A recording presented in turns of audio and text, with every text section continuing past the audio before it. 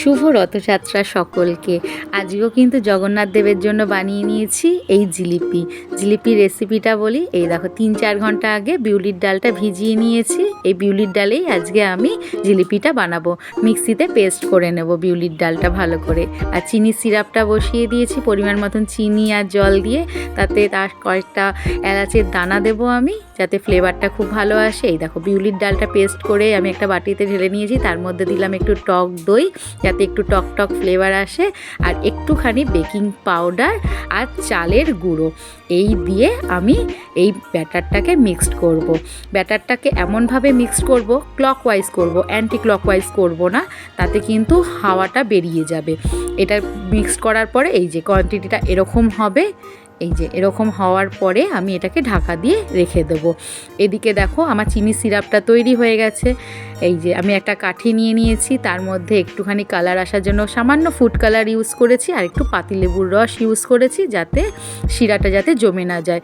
এই যে একটা প্লাস্টিক নিয়েছি, যেমন মেহেন্দির কোণ তৈরি করার যে প্লাস্টিকগুলো থাকে ওরকমভাবে করে নিয়েছি এই বিউলির ডালটাকে ঢালবো বলে। তোমরা বোতলটাও নিতে পারো, বোতলের ক্যাপটাকে ফুটো করে দিতে পারো। এই দেখো আমি বিউলির ডালটা ঢেলে নিয়েছি, তেল গরমও হয়ে গেছে। আমি এটাকে গোল গোল পেঁচিয়ে দেবো। তার আগে আমি একটু দেখে নিলাম। এ দেখো দেওয়ার পরে কি সুন্দর ভেসে উঠেছে, তার মানে আমার জিলিপি তৈরির জন্য ব্যাটার একেবারে রেডি হয়ে রয়েছে ভাজার জন্য। এ দেখো গোল গোল করে দিচ্ছি। আমি খুব নিখুঁত হাতে পারি না জিলিপির প্যাচ করতে, এরকমভাবেই পারছি তাই করছি। দোকানদারের মতন কিন্তু হয়নি, কিন্তু যা হয়েছে ভালোই হয়েছে, খারাপ কিছু হয়নি। তোমরাও এরকমভাবে চেষ্টা করবে করার, বেশ সুন্দরভাবে হবে।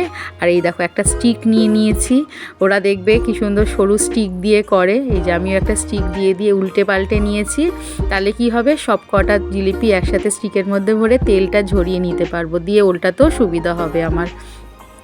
এই লোহা স্টিক দিয়ে আমি ভেজে নিলাম 2 পিঠ। একটু মিডিয়াম আঁচে ভাজবে, যাতে পুড়ে না যায়। আর বেশি কুক হয়ে গেলে না ভেতরটা কাঁচা থাকবে, ওপরটা বেশি পুড়ে যাবে। এই যে ভাজা হয়ে গেছে আমার। এবার ভেজে এগুলোকে স্টিকের মধ্যে করে তুলে আমি রসের মধ্যে দিয়ে দেবো। রসটা কিন্তু অবশ্যই একটু ঠান্ডা করে নেবে, একদম গরম রসে দেবে না, তাহলে কিন্তু জিলিপিগুলো একদম নরম হয়ে যাবে। এই যে মুচমুচে জিলিপি তৈরি আমার, রসের মধ্যে দিয়ে দিলাম। আবার সেরকম প্রসেসে আমি আবার দিয়ে দিলাম এরকমভাবে। এই যে গোল গোল করে দিয়ে দিচ্ছি জিলিপিগুলো।